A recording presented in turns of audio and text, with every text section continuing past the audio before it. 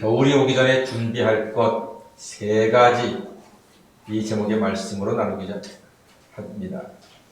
이제 벌써 11월 중순입니다. 이제 곧 겨울이지요. 어제 비바람이 치더니 아침에 보니까 나뭇잎들이 도로와 차 위에 노랗게 앉아 있는데 너무 이쁘더라고요. 그런데 청소하시는 아저씨들은 너무나 고생입니다. 고생 많으십니다. 자, 하나님이 만드신 자연 속의 피조물들은요, 참 지혜롭습니다. 우리 사람들이 배울 게 한두 가지가 아닙니다. 겨울을 준비하는 모습이요, 정말로 놀랍습니다. 나무들, 겨울 준비는 속을 비우는 겁니다. 나무는요, 겨울을 맞이해서 속을 깨끗하게 비웁니다. 물기를 싹 뺍니다. 그래서 겨울 산불 나면 무섭잖아요. 물기가 없으니까 나무가 잘 타기 때문에 겨울 산불이 무서운 거예요. 그래야지만 꽁꽁 얼어도 나무가 얼지 않거든요. 지혜입니다. 우리는 채워야지만 되는 줄 아는데 나무는 싹 비워서 겨울을 준비한다니까요. 지혜로운 일이죠. 개구리. 여러분 어릴 때 혹시 시골에서 개구리 드셔보셨습니까? 저 개구리 먹어봤는데요. 잠자는 겨울 개구리가 유난히 맛있는 이유가 있습니다. 개구리는 겨울을 준비할 때 그 얼음장 밑에서 숨쉬고 살지 않습니까? 웬만하면 다 얼어버릴 텐데 살거든요. 이유가 피의 혈당을 확 높여버리는 거예요. 설탕물은 얼지 않거든요. 소금물이 얼지 않듯이 설탕물은 더 안 얼어요. 그래서 개구리의 피는 혈당이 엄청나게 높아요. 그러니까 얼지 않고 피가 돌아서 겨울을 그 얼음장 밑에서 생존하는 것입니다. 지혜롭죠? 그런데 더 놀라운 것은 뱀들입니다. 그 징그러운 뱀이 어떻게 겨울을 나는 거 하니? 여러분, 뱀들끼리 서로 잡아먹어요. 싸워요. 그런데 겨울을 나기 위해서는 동굴 속에 같이 모여가지고서 독사가, 살구사가 막 그냥 모든 일반적인 뱀들이 한데 뭉쳐가지고서 살을 대고 겨울잠을 자고 겨울을 이긴다니까요. 지혜롭지 않습니까? 놀랍지 않습니까? 우리 사람들이 배워야 합니다. 겨울을 나기 위해서는 같이 살을 맞대고 잠을 자더라. 놀라운 모습입니다. 우리 사람들도 겨울 준비 많이 했습니다. 요즘은 옛날 같지는 않습니다만 겨울이 되면은 광에 연탄을 가득히 채워놓고 쌀독에는 쌀로 가득 채우고 문풍지를 붙이고 창문에는 비닐을 덧대고 그리고 마지막으로 김장을 합니다. 50포기, 100포기, 150포기 김장을 해서 김장독을 마당에 묻으면 그제서야 겨울 준비는 끝납니다. 그러면은 폭설이 내리고 아무리 추워도 한겨울 그저 큰 걱정 없이 잘 지날 수가 있었던 것입니다. 이렇게 겨울 준비가 안 되면 고생입니다. 겨울 준비는요, 겨울이 오기 전에 해야 합니다. 아마 요즘 또 김장하시느라고 주일날 바빠서 잘 못 오시는 분들도 더러 계실 겁니다. 겨울 준비가 필요한 거 맞습니다. 해야 됩니다. 우리만 아니라 오늘 사도 바울도 겨울을 준비하고 있습니다. 디모데후서는 로마 감옥에서 사형 집행을 기다리며 쓴 유언과도 같은 책이 디모데후서입니다. 아들 같은 디모데에게 겨울이 오기 전에 로마로 와서 자신의 겨울 준비를 도와달라고 부탁을 하고 있습니다. 바울은 지금 이 성경을 쓸 때의 나이가 약 70세입니다. 지금 70세야 웬만하면 다 70 넘지만은 당시의 70은 지금의 90세 이상 되는 아주 장수한 그런 고령에 해당합니다. 바울은 다가오는 겨울 준비를 위하여 디모데에게 3가지를 가져오라고 요청을 하고 있습니다. 오늘 우리는 바울에게서 인생의 겨울 준비를 배우고자 합니다. 그 세 가지의 모습이 바로 우리가 인생의 겨울을 준비할 때, 삶의 겨울을 준비할 때 꼭 필요한 세 가지라고 하는 사실입니다. 먼저 바울은 디모데가 올 때 다 같이 마가를 데려와라. 마가를 데려오라고 이야기합니다. 마가는요, 바울에게는 아주 특별한 사람입니다. 아주 특별합니다. 얼마나 특별한 거 아니, 바울의 뒤통수를 턱 하고 쳤던 사람이 마가입니다. 사건인 즉 20년 전 첫 번째 전도 여행을 할 때 마가가 바울 전도팀의 멤버였습니다. 멤버가 가면은 전부 다 자기의 짐이 있고 역할이 있습니다. 그래서 다 분배해서 가는데 이 마가가 철이 없는지 나이가 어린지 너무 몸이 약해 힘들었는지 도중에 짐을 던지고 아이고 나 못 가겠습니다 하고 집으로 흘러 도망가 버렸습니다. 그러니까 남아있는 짐들은 같은 팀원들이 나누어져야 되고 마가가 해야 할 일들을 나머지 사람들이 같이 나누어야 하니까 가뜩이나 자기가 맡은 것도 힘든데 버리고 간 마가의 몫까지도 해야 되니까 사람들이 아주 고생을 했습니다. 너무너무 힘들게 전도 여행을 했단 말입니다. 그런데 사건이 터졌네요. 두 번째 전도 여행을 하는데 마가가 저도 가겠습니다 하고 오는 거예요. 20년 전 얘기하는 거예요 지금. 그러니까 바울이 칼 같거든요. 바울의 성경에는 믿음과 소망과 사랑과 세 가지가 있을 것인데 항상 그 중에 제일은 사랑이라고 했지만 바울은요 또 이게 맺고 끊는 게 너무나 분명해. 너! 안 돼. 마가 이번에 안 돼. 너 안 돼. 지난번에 돌아갔잖아. 안 돼. 딱 잘라버리는 거예요. 그런데 바나바라고 하는 사람이 있습니다. 바나바는 바울에게 아버지 같은 분이에요. 바나바가 없으면은 바울도 없는 거예요. 시골에 있는 바울을 바나바가 모시고 와서 안디옥 교회에서 목회를 하게 했기 때문에 바울이 존재하는 거예요. 그만큼 바나바와 바울은 아버지와 아들 같은 아주 가까운 관계인데 이 마가 때문에 의견이 갈리는 거예요. 바나바는 데리고 갑시다. 그 어린 친구가 실수할 수 있지. 바울은 안 됩니다. 저 친구 또 배신할 겁니다. 한 번 포기했으면 두 번도 포기합니다. 안 됩니다. 딱 잘라버리는 거예요. 그러니까 감정이 격해져가지고 바나바와 바울이 마가 문제로 대판 싸웠어요. 그래서 나중에는 그럼 니는 네 갈 대로 가라. 난 내 갈 대로 가겠다 해가지고서 둘이 갈라져 버렸어요. 와. 마치 교회에서 장로님과 목사님이 싸워가지고서 교회가 갈라지듯이 그렇게 갈라져 버렸어요. 그 이후로 성경에는 바나바라는 이름이 나오지 않습니다. 바울만 나옵니다. 그만큼 충격적이고 큰 사건이었어요. 아버지 같은 바나바와 헤어지게 만들었던 마가가 바울에게는 평생 그게 가슴에 아픈 가시 같은 존재였습니다. 믿기도 하고 생각만 하면 화가 나는 그런 인물이 마가였어요. 그런데 겨울이 오기 전에 데리고 와라. 내가 사형집행이 얼마 안 남았으니까 내가 죽기 전에 데리고 와라. 뭐 하려고? 화해하려고. 화해하려고. 할렐루야. 여러분, 바울이 이런 사람입니다. 결정적인 순간에 화해의 손을 내미는 사람입니다. 여러분, 우리가 이걸 배워야 됩니다. 우리 살다 보면은 미운 사람 꼭 한 사람씩 있습니다. 직장에 있든, 시댁에 있든, 친정에 있든, 동창회에 있든, 이웃에 있든, 교회에 있든, 꼭 미운 사람 한 사람씩 있습니다. 있어요, 없어요? 없는 척 하지 마세요. 있는 거 다 알아요. 있어요. 그러나 여러분, 그 있으면요, 그것은 하나님께 영광이 안 돼요. 그래서 사도 바울처럼 불러야 됩니다. 여러분, 그런 사람 있으면요, 부르세요. 불러가지고 밥 한 끼 드세요. 불러서 밥 한 끼 먹잖아요. 다 해결됩니다. 목사가 사람 많이 만나잖아요. 갈등 있는 사람이 있어요.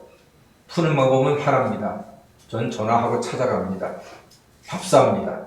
그러면 100% 풀립니다. 아무것도 아닌 거예요. 내가 전화하고 찾아가서 밥 먹읍시다 하면요, 아무리 죽일 듯이 싸웠던 사람도 다 풀려지는 거예요. 할렐루야. 전화하고 찾아가서 밥 한 끼 사세요.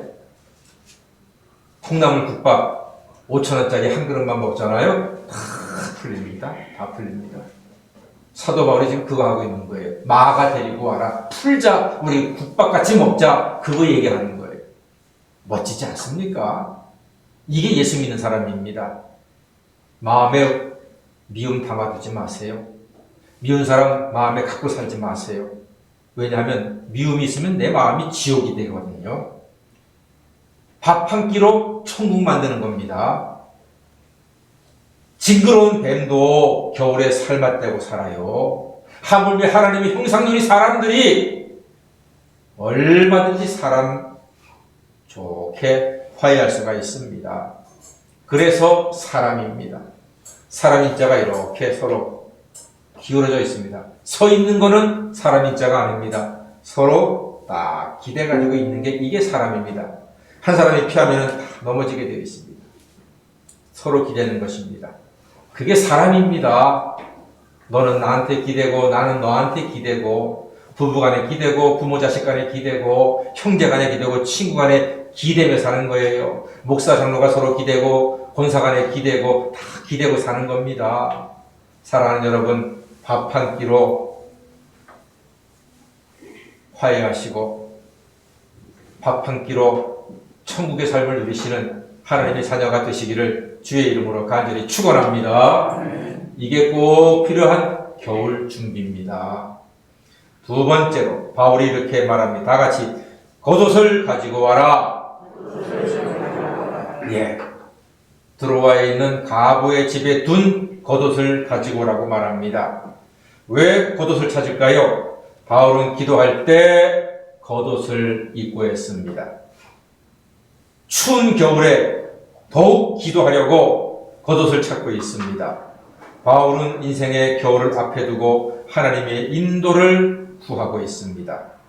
바울은 언제 죽을지 모르지만 쉬지 않고 기도하며 인생의 겨울을 준비하는 겁니다. 기도는 하나님께 맡기는 것입니다. 한번 따라해 주시겠습니까? 내가 하면 내가 하지만 기도하면 하나님이 하신다. 예, 내가 하면요 하긴 해. 너무 힘들어. 너무 벅차. 근데 기도하면 하나님이 하시기 때문에 일이 쉽습니다. 확실하게 이루어집니다. 내가 하면 내가 하지만 기도하면 하나님이 역사하실 줄 믿습니다. 그래서 기도하셔야 합니다. 마귀가 우리를 공격해 오지만 기도하는 사람 앞에서는 한 길로 왔다 7길로 쫓겨가게 될 것입니다. 여러분, 왜 배가 고픕니까? 안 먹어서 배고픈 거예요. 왜 목이 마릅니까? 물 마시지 않아서 목이 마른 거예요. 왜 응답받지 못합니까? 기도하지 않기 때문에 응답받지 못합니다. 사람들이요, 정말로 기도 안 합니다. 정말로 기도 안 합니다. 지독하게 기도 안 합니다. 목사가 강단에서 매일마다 기도하라고 이야기하지만 기도 안 합니다. 하루에 5분 이상 기도하는 사람 찾는 게 하늘의 별 따기만큼 어렵습니다. 그러니까 우리 삶의 능력이 안 나타나고 우리 삶의 기쁨이 없는 겁니다. 사랑하는 여러분, 기도가 가장 빠릅니다. 왜냐하면 하나님이 역사하시기 때문입니다. 기도가 가장 강합니다. 왜냐하면 하나님께서 능력으로 도우시기 때문입니다. 기도가 가장 쉽습니다. 하나님께서 동행하시기 때문입니다. 기도하시기 바랍니다. 기도하는 사람은 하나님께서 끝까지 책임져 주십니다. 어린아이같이 기도하십시오. 저도 내일 모레 60이지만 기도할 때 어린아이처럼 합니다. 하나님 앞에서 길거리 걸으면서도 하고 교회 본당에서도 하고 제 목양실에서도 하고 어린아이처럼 기도합니다. 항상 기뻐하라. 쉬지 말고 기도하라. 범사에 감사하라. 이 세 가지는 너무나 멋진 것 아닙니까? 기도가 중심입니다. 항상 기뻐하라. 쉬지 말고 기도하라. 범사에 감사하라. 좌기쁨 우감사. 여러분 기가 막힌 거 아닙니까? 한번 따라해보세요. 좌기쁨 우감사. 우와, 그 중간에 뭐가 있어요? 기도가 있는 거예요. 우리가 항상 기도할 때 좌기쁨 우감사의 삶을 살게 될 줄로 믿습니다. 그래서 기도하셔야 합니다. 그게 겨울 준비의 두 번째입니다. 세 번째, 다 같이 가죽 종이에 쓴 책을 가져와라. 가죽 종이에 쓴 책은 뭘 말하겠습니까? 성경을 말합니다. 지금은 종이에 성경이 인쇄가 되어 있지만 옛날에는 가죽에다가 종이를 썼어요. 그래서 지금은 이 성경 66권이 한 권 속에 쏙 들어가 있지만 옛날에는요, 마태복음 한 권만 해도 지게로 져야 될 정도로 엄청난 성경이에요. 지금은 성경 한 권이 바로 얼마나 좋습니까? 사도 바울은 말씀이 그리운 거예요. 말씀을 사랑하는 것입니다. 사랑하는 여러분, 바울이 인생의 겨울에 준비할 양식은 말씀이었습니다. 말씀의 사람이 복 있는 사람인 줄로 믿습니다. 복 있는 사람은 악인의 길을 쫓지 아니하고 죄인의 길에 서지 아니하며 오만한 자의 자리에 앉지 아니하고 오직 여호와의 율법을 즐거워하며 그 율법을 주 야로 묵상하는 자로다. 저는 시냇가에 심은 나무가 시들을 쫓아 과실을 맺으며 그 잎사귀가 마르지 아니함 같으니 그 행사가 다 형통할 줄로 믿습니다. 하나님 말씀의 사람은 그렇게 형통합니다. 쌀과 김장만 있으면 겨울이 든든하듯이 말씀이 있으면 영혼과 인생이 든든합니다. 말씀은요, 살리는 힘이에요. 저는 에스겔 47장의 말씀을 참 좋아해요. 한 번씩 그 말씀을 일부러 끝까지 읽어요. 그 말씀 보잖아요. 와, 성전에서 물이 스며 나온대. 성전 문지방에서 물이 스며 나와서 흘러가요. 근데 그 물은 바로 말씀이에요. 말씀이 처음에는 발목까지 와. 근데 좀 지나가니까 무릎까지 와. 말씀이 점점점 풍성해지는 거예요. 그 다음에는 허리까지 오더니 마지막에는 헤엄을 칠 정도로 말씀의 강이 풍성하더라. 그런데 그 말씀의 강이 가서 닿으니까 세상에 바다가 살아나더란 말입니다. 말씀이 닿으니까 그 넓은 바다가 생명이 넘쳐나고 말씀이 닿는 곳에 나무들이 열매를 막 맺고 말씀이 닿으니까 물고기가 많아져서 고기들이 풍성하게 물고기를 잡고 심지어 그 말씀의 강 좌우에 있는 나무에 잎사귀는 약 재료가 되어서 아픈 사람이 먹고 붙이니까 몸이 낫더란 말입니다. 사랑하는 여러분, 이래서 말씀을 우리는 사랑하는 것입니다. 저는 아무리 바쁘고 아무리 시간이 없어도 하나님 말씀을 읽는 것으로서 매 순간 시작을 합니다. 아이, 목사가 당연한 거지 뭐 그게 말이라고 하냐? 그게 왜 당연한 겁니까? 제가 괜히 그러는 겁니까? 여러분에게 보여주기 위해서 그러는 것이 아니라 하나님 말씀이 살았고 운동력이 있어서 좌우의 날성건같이 우리의 영광과 관절의 골수를 찔러 쪼개기까지 하며 우리의 삶을 온전하게 하는 하나님의 능력의 말씀이 되기 때문에 읽고 묵상하고 여러분에게 증거하는 것입니다. 사랑하는 여러분, 말씀 많이 사랑하시길 바랍니다. 말씀 속에 생명이 있고 말씀 속에 능력이 있고 말씀에 지혜가 있고 말씀에 소망이 있고 말씀에 축복이 있고 말씀에 치유가 있는 줄 믿습니다.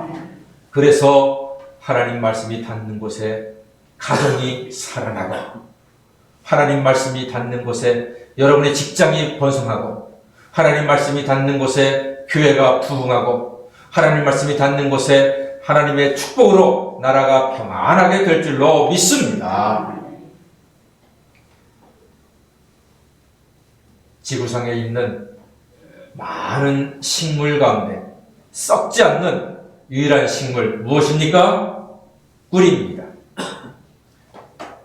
제가 그동안에 엄청나게 많이 말을 했는데도 처음 듣는 것 같이 들어주신 여러분께 진심으로 감사합니다. 제가 이렇게 가르쳐야 될, 말해야 될 사명을 깨닫게 해주신 여러분께 정말로 감사합니다. 그래서 성경은 말씀을 뭐라고 표현합니까? 송이꿀 같은 말씀이라고 하는 거예요.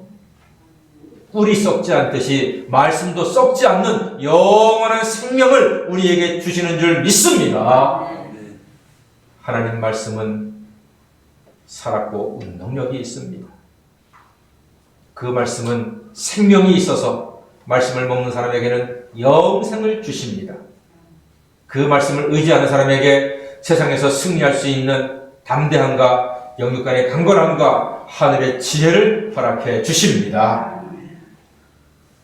송이꿀 같은 말씀을 늘 드시고 읽고 마음에 새기면서 말씀해 주시는 힘과 지혜로 영육 간의 강건함을 누리시는 하나님의 자녀가 되시기를 바랍니다.